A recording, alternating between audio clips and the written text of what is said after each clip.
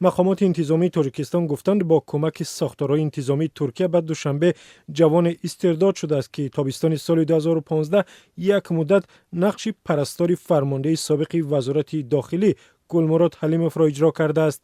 این جوان محمد محمدیوی 26 ساله ساکن محله قزاقان ناحیه سینای دوشنبه است.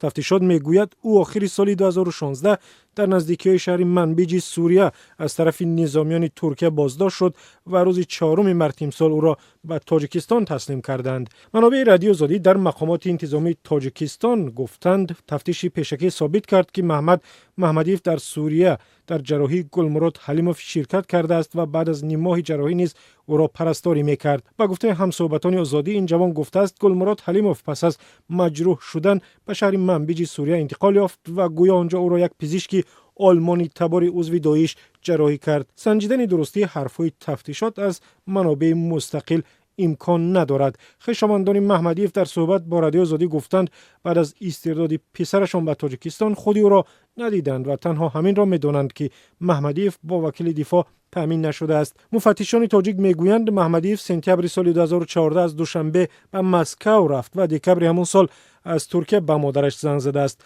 با گفته مفتشان محمدیف مخصوص با هدف پیوستن به صف گروه دولت اسلامی به سوریه رفته است. تا آن زمان او در کالج طبی شهر دوشنبه تحصیل کرده با معلومات ناپوره طبی به صف جنگجویان داعش پیوسته است و گویا در حیات گروه بر رسانیدن یاری اولیه طبی مشغول بود. بعد از زخمی شدن گلمراد حلیموف در عملیات در سوریه 22 ایون سال 2015 به قول تفتیشات پزشک آلمانی تبار در حیات دهیش فرمانده تاجیک را جراحی کرده است و محمدیف گویا هم در این عملیات شرکت داشت. محمدیف به تفتیشات گفته است 4 سانتی متر از استخوان پای گلمراد حلیموف را بریدند و حالا بعد از صحت یافتن او لنگیده راه می رود. محمدیف افزوده است که نزدیک یک ماه بعد از جراحی حلیموف او را پرستاری می کرد.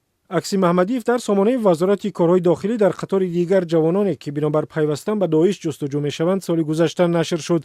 در اعلان وزارت کارهای داخلی گفته می‌شود که محمدیف در سوریه است و دادستانی بر اساس ماده 401 کدکس جنایتی یعنی زرخریدی نسبت او سال 2015 پرونده جنایی باز کرده است.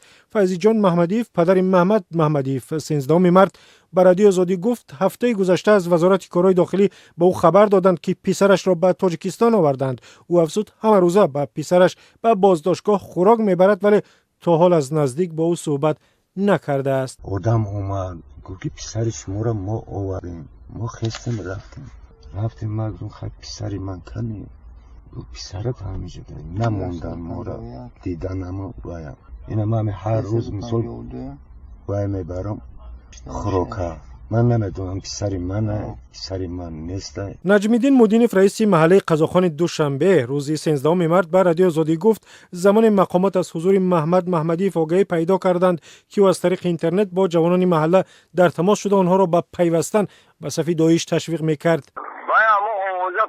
شد که باید در اینترنت بچه ها قطعی گب میزنن چی هم این خواهی نخواهی آوازه ها میبوین که بعد فهمیدم که باید چی رفته این از وزارت کارهای داخلی اومدن ما را پرسیدن رفته فهمیدم که حقیقت هم در خونهشون نیست. حالا محمدیف در بازداشتگاه موقتی تحت طبابت پزشکان قرار دارد زیرا با گفته مقامات بعد از بازداشتش در ترکیه گویا با کار دستش را بریده تلاش کرده است که آنجا بماند. از جنگ‌های سوریه و عراق با گفته مقامات نزدیک به 50 تن از جوانان تاجیک با احساس پشیمانی به وطن برگشتند، اما محمدیف از اولین نفران است که در سوریه از جانب نظامیان ترک بازداشت می‌شود و او را به تاجیکستان تسلیم می‌کنند. از این رو مقامات می‌گویند عفو نسبت او تطبیق نمی‌شود و احتمال است او را تا 12 سال به زندان محکوم کنند.